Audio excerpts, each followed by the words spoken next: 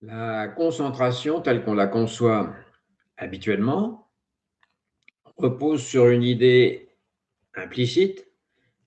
Il y aurait un sujet, un moi, capable de diriger son attention vers un objet.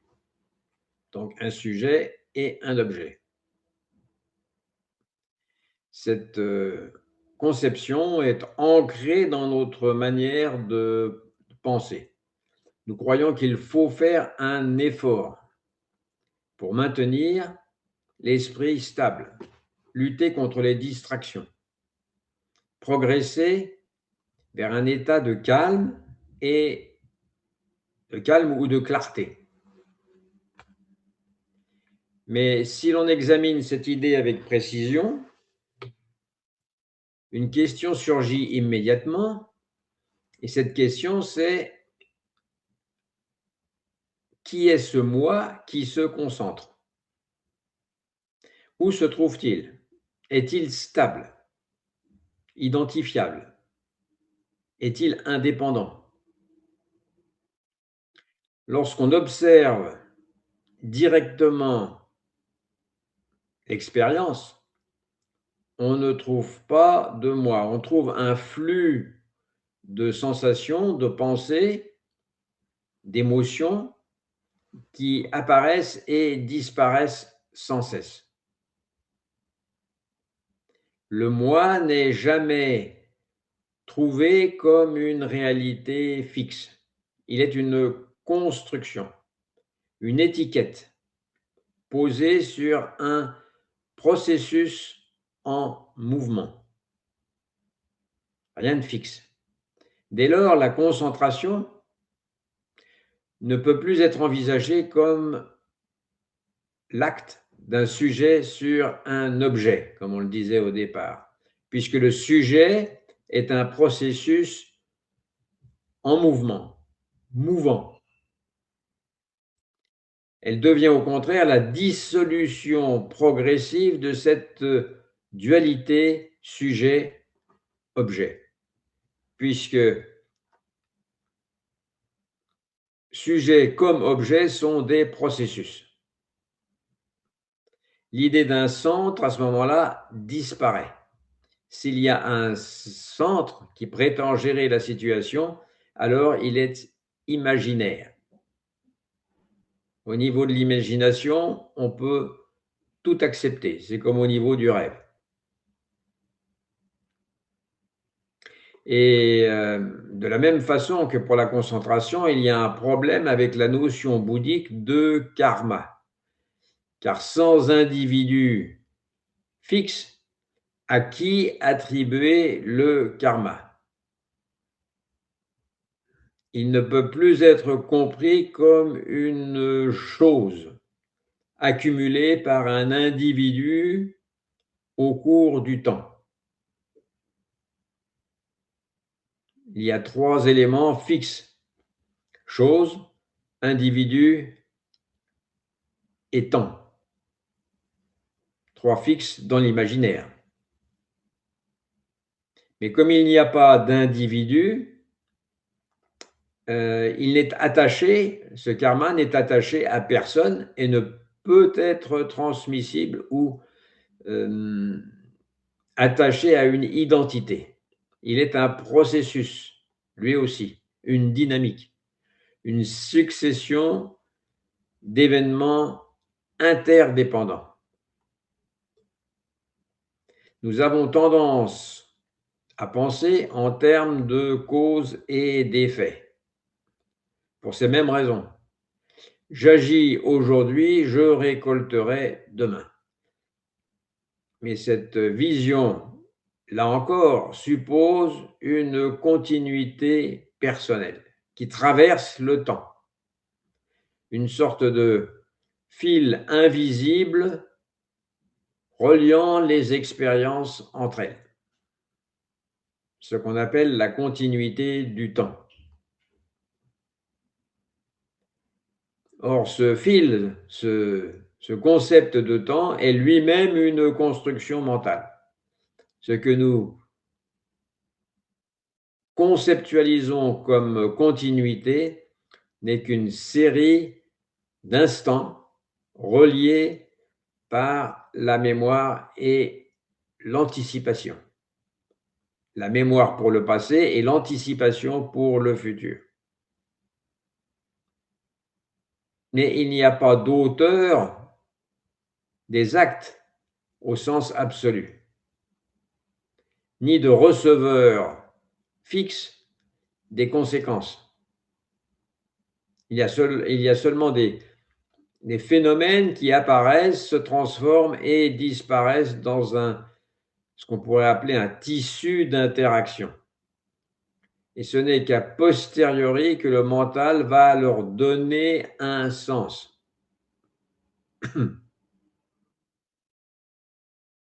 Le sens est trouvé après, est imaginé après. Le passé et le futur semblent évidents, presque tangibles, mais si l'on y regarde un peu plus près, ce ne sont que des pensées présentes qui expriment soit l'attente, soit l'inquiétude. En dehors de ces manifestations présentes, il n'y a ni passé ni futur. Ils n'ont pas d'existence autonome. Le temps n'est donc pas une réalité objective. Le temps relève de l'imagination. C'est juste une manière de décrire ou de justifier après coup les expériences.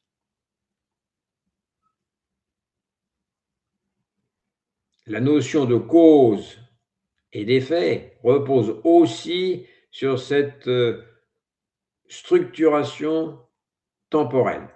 Une chose précéderait une autre et en serait l'origine. Mais dans l'expérience directe, celle du zen, il n'y a pas de séparation. Pas de séparation entre passé et futur. Tout se déploie dans un mouvement indivisible, homogène. Et c'est ce mouvement que la pensée fragmente pour pouvoir comprendre. La pensée par nature ne peut pas saisir le réel dans sa totalité immédiate. Elle est obligée de fragmenter. La pensée naît de l'intellect, donc du fini, alors que le réel relève de l'infini. On ne peut pas comprendre l'infini avec du fini. On ne peut pas comprendre l'infini avec la pensée. Et donc, elle fonctionne en découpant. Pour comprendre quelque chose, elle sépare ce quelque chose du reste. Elle l'isole et elle lui met une étiquette, elle le nomme. Elle en fait des cubes, en quelque sorte, comme pour les enfants. Il est plus facile de gérer des cubes que la totalité sans frontières. Par exemple, au lieu de percevoir un paysage dans son unité vivante et infinie, elle distingue dans ce paysage un arbre, d'une maison, du ciel ou d'un bruit. Elle transforme une réalité fluide en éléments distincts, en blocs, en Lego ou en cubes. C'est plus facile à gérer. La pensée introduit des frontières là où en réalité il n'y en a pas. Elle sépare ainsi le sujet de l'objet, l'observateur de l'observé, le moi du monde, le passé du futur. Et une fois cette séparation installée, elle tente ensuite de la justifier, cette séparation. de lui donner un sens. La pensée fragmente l'expérience intérieure en distinguant le moi qui cherche et l'éveil qui serait à atteindre.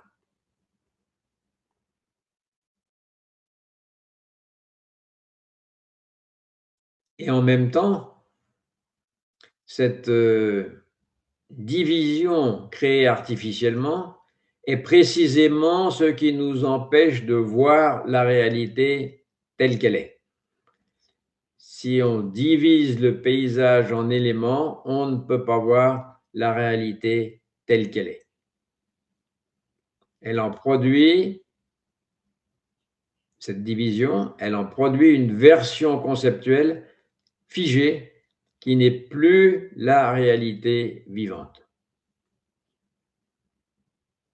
Ainsi, de la même façon, lorsqu'on pense au zen, on n'est plus dans le zen. Lorsqu'on pense au zen, on est dans le fini. Lorsqu'on est dans le zen, on est dans l'infini.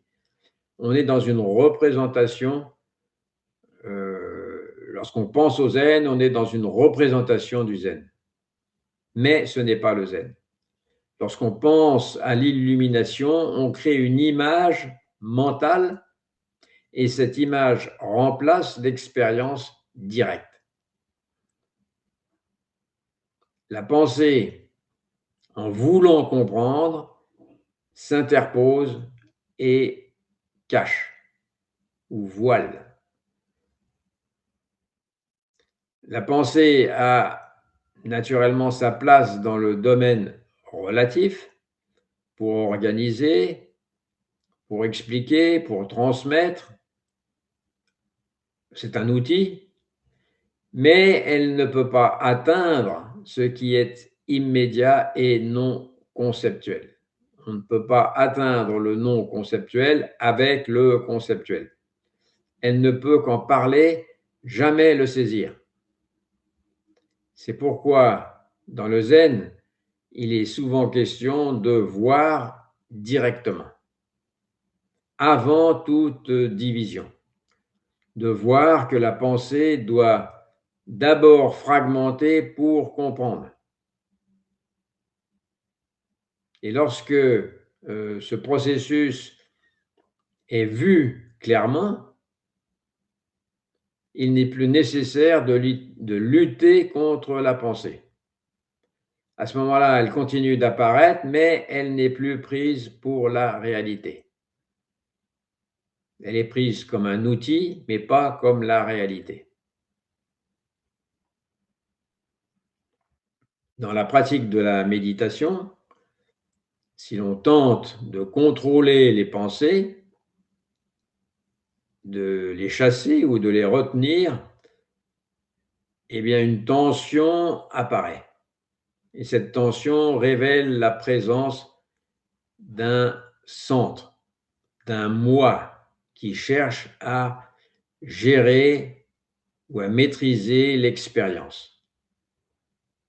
Mais si on laisse les phénomènes apparaître sans s'y attacher, les pensées continuent, mais elles n'ont plus de pouvoir.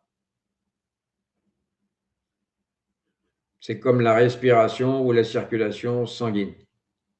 Tout cela continue, mais n'ont pas de pouvoir particulier.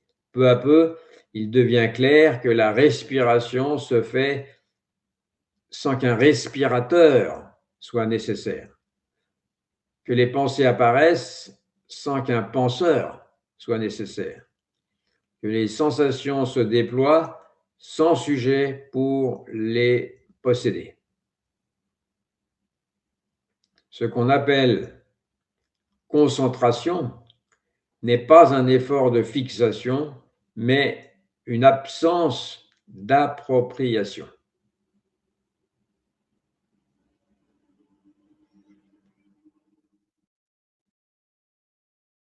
Et quand il n'y a plus d'appropriation, alors chaque geste est complet, total, sans reste, sans trace. Marcher n'est plus un déplacement vers un but, c'est un mouvement vivant pleinement présent. L'absence de centre ne supprime pas l'expérience, elle la libère. Elle enlève les filtres, les attentes, les jugements, tout ce qui la déforme. Et dans cette ouverture, les phénomènes apparaissent avec leur clarté naturelle, avec leur simplicité naturelle, qui n'ont rien de nihiliste.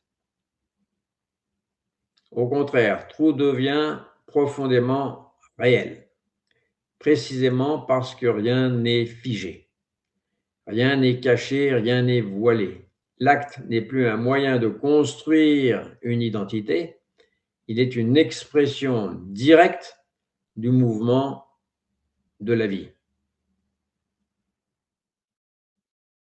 On peut alors comprendre ce que signifie l'idée d'un acte sans responsable et sans suite karmique. Cette immortalité n'appartient à personne. Elle désigne le fait que chaque acte en tant que manifestation du mouvement universel est complet en lui-même, il est parfait, il est sans origine. Il ne dépend pas d'un passé qui le déterminerait entièrement, ni d'un futur qui lui donnerait un sens. Il est ce qui survient, sans propriétaire. Le mouvement continue, mais il n'y a plus personne pour s'y attacher ou pour le posséder. Et ainsi, ce qu'on appelait karma cesse d'être une chaîne contraignante pour devenir un flux libre, sans centre, sans propriétaire. La notion même de réincarnation perd tout son sens.